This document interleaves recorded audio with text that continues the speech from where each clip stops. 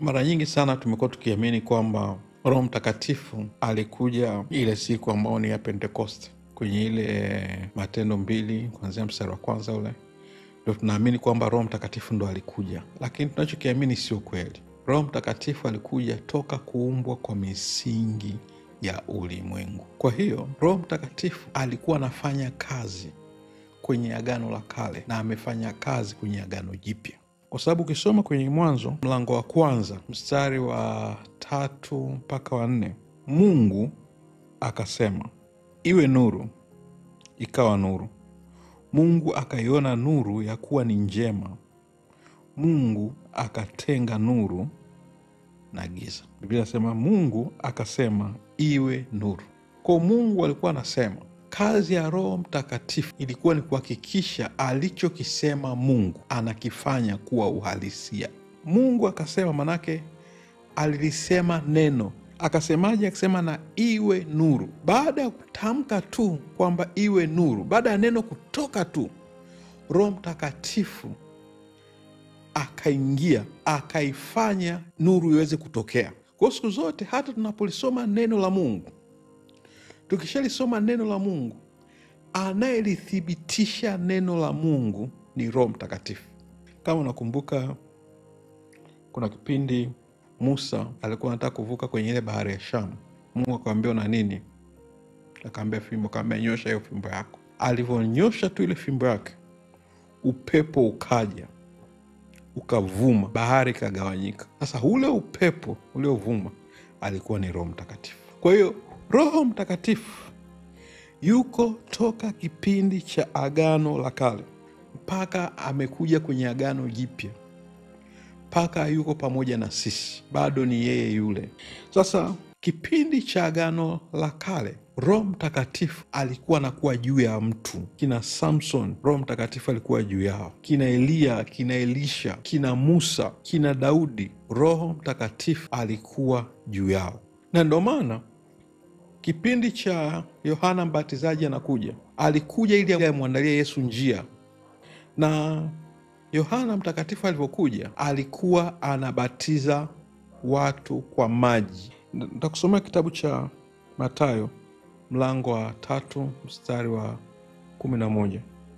Anasema, kweli mimi nawabatiza kwa maji, na kwa maji kwa ajili ya toba, bali yeye atakayekuja nyuma yangu ana nguvu kuliko mimi, wala sistahili hata kuvichukua viatu vyake. Yeye atawabatiza kwa Roho Mtakatifu na kwa moto.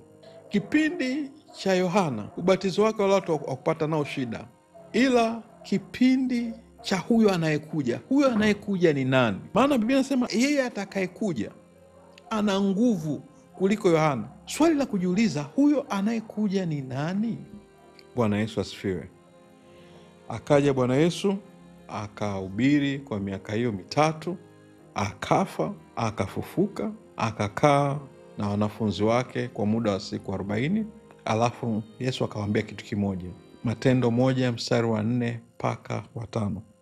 Hata alipokuwa amekutana nao, aliwaagiza wasitoke Yerusalemu, bali waingoje ahadi ya Baba, ambayo mlisikia habari zake kwangu, ya kwamba Yohana alibatiza kwa maji, bali ninyi mtabatizwa katika Roho Mtakatifu baada ya siku hizi chache. Anasema Yohana aliwabatiza nyinyi kwa maji, na najua asilimia kubwa sana ya Wakristo walibatizwa kwa maji. Kuna wengine wamebatizwa maji mengi, kuna wengine maji madogo. Hivyo vyote havijalishi, sababu mwisho wa siku maji yote yameshakauka. Kwa weza ni maji mengi, weza ni maji madogo, wala haijalishi. Kwa hiyo Yesu anasema mimi nitawabatiza nyinyi kwa Roho Mtakatifu. Akawaambia kabisa kwamba wala msipate shida, kaeni hivyo hivyo Yerusalemu, maana kuna kitu ambacho nitakifanya. Matendo 1 mstari wa 8, Biblia inasema hivi, lakini mtapokea nguvu akisha kuajilia juu yenu Roho Mtakatifu, nanyi mtakuwa mashahidi wangu katika Yerusalemu, katika Uyahudi wote na Samaria na mwisho wa nchi. Kwa maana yake mtu yoyote ili apokee nguvu za Mungu ni lazima Roho Mtakatifu aje juu yake. Kama huyo Roho Mtakatifu hajaja juu yake, huyo mtu atakuwa hana uweza wa nguvu za Mungu. Atakuwa na nguvu zingine zote, lakini hatakuwa na uwezo wa nguvu za Mungu. Kuna mifano hapa ambayo natamani kuidisplay kwako. Hapa kuna hii glass. Manake ni mtu ambaye hajaokoka, ni mtu ambaye hajampokea Yesu. Mtu wa namna hii, nguvu za giza zinaweza zikamwingia, zikamfanya chochote zinachoweza. Wachawi wanaweza wakaja wakamchezea vyovyote watakavyo. Na watu wa namna hii huwa wananishangaza sana. Waga wanaamini kwamba uchawi haupo. Toka Agano la Kale mpaka Agano Jipya uchawi upo, na kwenye Biblia wameandika kwamba uchawi upo. Kwa hiyo nguvu za giza zikiwaambia mguu sawa, lazima waweke mguu sawa. Wakiwaambia mguu pande, lazima waweke mguu pande. Kwa nini? Kwa sababu hawana nguvu za Mungu ndani yao. Lakini pia kuna hawa hapa, ni kweli wameokoka. Glasi hapa, nisogeze mbele kidogo. Ni kweli wameokoka, lakini hawajapokea nguvu za Roho Mtakatifu. Ni sawa, baada ya kuokoka unaweza ukaenda mbinguni, wala haina shida. Lakini ukiwepo hapa duniani, kuna vitu vitakuwa vinakutesa. Kama kabla hujaokoka ulikuwa na tabia ya uzinzi, utaendelea kuwa mzinzi. Kama hujaokoka ulikuwa na tabia ya wizi, utaendelea kuwa mwizi. Kwa nini? Kwa sababu hujajazwa na Roho Mtakatifu. Unakuwa hauna uwezo wa nguvu za Mungu ndani yako. Kwa hiyo kuna uwezekano mkubwa sana hata dhambi zikakupelekesha. Kwa hiyo kwenye kitu ambacho ulikuwa unakifanya kabla, hata baada ya kuokoka utakuwa unaendelea kukifanya hicho kitu. Kwa nini? Kwa sababu uko empty. Kuna nguvu za Mungu hazipo ndani yako. Lakini mtu akaja akaokoka, na baada ya kuokoka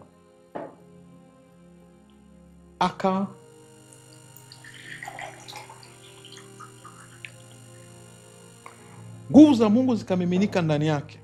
Mtu akiwa namna hii, hakuna pepo ambalo litakuja kumgusa. Kwa nini? Kwa sababu kuna nguvu za Mungu ziko ndani yake. Huyu mtu atakuwa amejaa nguvu za Mungu. Kitu chochote hakitampa shida. Nguvu za giza hazitampa shida. Na mara nyingi sana Roho Mtakatifu huwa anawatafuta watu walio namna hii, waliojaa kiwango hichi. Mungu anawatafuta ili hao watu wakawe polisi. Maana wakisha kuwa polisi, watu wa namna hii hawatakula rushwa.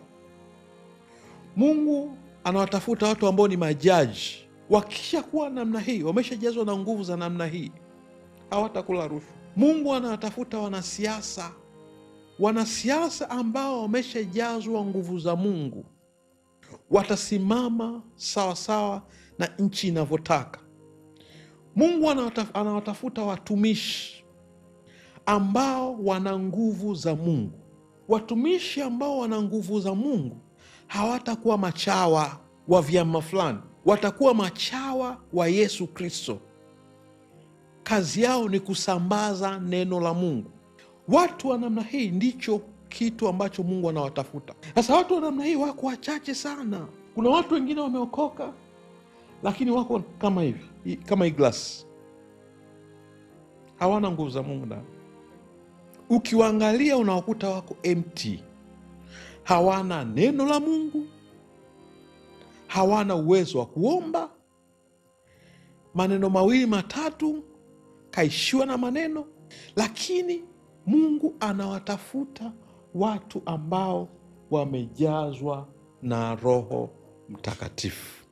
Nini kikatokea sasa? Baada ya Yesu kuambia kwamba nitawaombea, Baba atawapa msaidizi mwingine. Matendo 2 mstari wa 1 mpaka wa 4. Biblia inasema hivi: hata siku ya Pentekoste walikuwepo wote mahali pamoja. ukaja ghafla toka mbinguni, uvumi kama uvumi wa upepo, ukienda kasi, ukaijaza nyumba yote waliokuwa wameketi. Kukawatokea ndimi zilizogawanyika kama ndimi za moto uliowakalia kila mmoja juu yao. Wote wakajazwa Roho Mtakatifu, wakaanza kusema kwa lugha nyingine kama Roho alivyowajalia kutamka. Wanafunzi wa Yesu wakawa wameenda kwenye chumba cha juu, wakiwa wamekaa wanaomba. Katika hiyo siku ya Pentekosti, ghafla, Biblia inasema hivi, kukaja ghafla toka mbinguni kama uvumi wa upepo, ukienda kasi, ukaijaza nyumba yote waliokuwa wameketi. Huo upepo ulikuwa unamaanisha nini? Na lazima tujue kwamba huo upepo waliokuwa wanasikia ni wale waliokuwa kwenye hicho chumba cha ndani, na wote walikuwa wanasikia. Biblia inasema kukaja ghafla kutoka mbinguni uvumi kama uvumi wa upepo wa nguvu, ukienda kasi. Listen to me. Siku zote sehemu inayokumbwa na upepo, na upepo ukiwa unaenda kwa nguvu sana, hiyo sehemu, kama kulikuwa kuna matakataka, hayo matakataka huwa yanaondoka. Hata ukichukua feni tu, ukaiwasha feni, ukachukua karatasi ukaliweka hapo, hilo karatasi linaondoka. Manake ilikuwa nini? Manake ilikuwa ni hali ya utakaso, ilikuwa ni toba kwao. Nguvu za Mungu zilikuja, kitu cha kwanza ilichohakikisha ni kwamba wao wako safi. Ikaja ile nguvu ya Mungu kama nguvu ya upepo, manake walianza kutakasika. Kwa hiyo mstari wa 3 nasema hivi, kukatokea ndimi zilizogawanyika kama ndimi za moto. Lazima hawa wanafunzi wa Yesu 120 walikuwa wanajiuliza, mbona umekuja uvumi wa upepo? Alafu ghafla kila mtu akimwangalia mwenzake kichwani anaona kama kuna ndimi ya moto. Mimi najua kabisa walikumbuka kitu ambacho waliambiwa na Yohana Mbatizaji. Yohana aliwaambia nini? Kwenye Yohana 3:11, kweli mimi nawabatiza kwa maji kwa ajili ya toba, bali yeye ajaye nyuma yangu ana nguvu kuliko mimi, wala sistahili hata kuvichukua viatu vyake. Ona kitu anachosema hapo. Yeye atawabatiza kwa Roho Mtakatifu na kwa moto. Kama wangeona kuna moto juu yao, wangeanza kukimbizana, kwa sababu kila mtu atakuwa anamuuliza mwenzake, mbona una moto kichwani kwako? Na yeye anamuuliza, mbona unaona moto kichwani kwako? Watambia, sasa inabidi tukachukue fire extinguisher tuanze kuzima huo moto. Lakini ghafla huo moto ulivyotokea juu yao, wakakumbuka kwamba kweli Yohana alisema tutabatizwa kwa Roho Mtakatifu na kwa moto. Kwa sababu kitu ambacho kilikuwa kinatokea, Roho Mtakatifu alikuwa anataka kuhakikisha wana hiyo kumbukumbu. Maana alikuwa anajua kabisa kama watakuwa hawaelewi, hatafanikisha ile alilokusudia kulifanya. Lakini alivyohakikisha ameweka ndimi za moto juu yao, wakakumbuka kwamba ni kweli tuliambiwa na Yohana tutabatizwa kwa Roho Mtakatifu alafu tutabatizwa kwa moto. Nini anachokifanya? Mstari wa 3, na wote wakajazwa na Roho Mtakatifu. Biblia inasema mstari wa 4, wote wakajazwa na Roho Mtakatifu, wakaanza kusema kwa lugha nyingine. Kwa kitu cha kwanza ulifanyika utakaso. Kitu cha pili, ndimi zilikuja juu yao. Ilikuwa ni ishara ya kukumbuka kwamba kumbe sasa hivi tutakuwa kujazwa na Roho Mtakatifu. Yohana alishasema kwamba tutajazwa Roho Mtakatifu na tutabatizwa kwa moto. Na ishara ya tatu ikawa wote wakajazwa na Roho Mtakatifu. Sasa nisikize kwa makini. Kwa hiyo mstari wa 4, wote wakajazwa na Roho Mtakatifu, wakaanza kusema kwa lugha nyingine. Walipojazwa na Roho Mtakatifu wakaanza kusema. Sio Roho Mtakatifu akaanza kusema, ila wao wanafunzi wakaanza kusema. Kwa kusema unatakiwa kuanza wewe, lakini kabla unatakiwa umejazwa na Roho Mtakatifu. Kuna sehemu nilienda nikakutana na binti mmoja, akawa ananiambia kwamba kanisani kwao kuna mtu alikujaga akawa ananena kwa lugha, na 20% mpaka 30% wote wakawa wanamuiga jinsi anavyonena kwa lugha. Kwa akianza kuomba, akianza tu kunena, na wao wanaiga. Baadaye huyo muumini akaondoka kama ameenda sehemu nyingine, wao wote wakawa wanaiga. Sio kwamba walijazwa na Roho Mtakatifu, ila walikuwa wanaiga. Ni lazima Roho Mtakatifu aje ndani yako, then wewe utaanza kutamka. Kitu utakachoanza kutamka, utaanza kushangaa, unaanza kusema kwa lugha nyingine tofauti na Kiswahili ambacho unakijua, au tofauti na Kiingereza ambacho unakijua. Utaanza kusema kwa lugha nyingine. Na wiki ijayo nitazungumza kidogo tu, alafu tutapata muda wa kuomba. Ninachokijua, kuna watu wengi sana watanipa testimony, wameweza kunena kwa lugha. Ukifuatilia jinsi ambavyo nakufundisha, kila kitu utaweza. Kuna vitu gani ambavyo ni muhimu sana ili uweze kunena kwa lugha? Kuna vitu 3. Kitu cha kwanza, ni lazima mtu aamini. Ni lazima umpokee Yesu Kristo. Ni lazima uokoke. Mtu yoyote ambaye bado hajaokoka hataweza kunena kwa lugha, kwa sababu hizo nguvu hazitakuja juu yake. Nimeongea kitu kizuri sana. Nimesema mtu yoyote ambaye hajaokoka ni sawa na hii glasi, anaweza kuchezewa vyovyote atakavyo. Kwa kitu cha kwanza na cha muhimu zaidi ni kuhakikisha huyo mtu kaokoka. Na kama hujaokoka, hautaweza kuzipokea hizo nguvu za Mungu. Utakuwa ni mtu wa kawaida sana. Bwana Yesu asifiwe. Kwa kitu cha kwanza unachotakiwa kukifanya ni kumwamini Yesu Kristo awe Bwana na Mwokozi wa maisha yako. Lakini ukisha muamini Yesu, kuna kitu kingine kitatokea. Utaokoka, lakini utakuwa kama hili glasi. Sasa kitu ambacho unatakiwa kukifanya, unatakiwa kumwambia Mungu kwamba una kiu ya kuzipokea nguvu zake. Kitu cha kwanza kuokoka, kitu cha pili kuamini, lakini kitu cha 3 ambacho unatakiwa kuwa nacho ni kujazwa na kiu.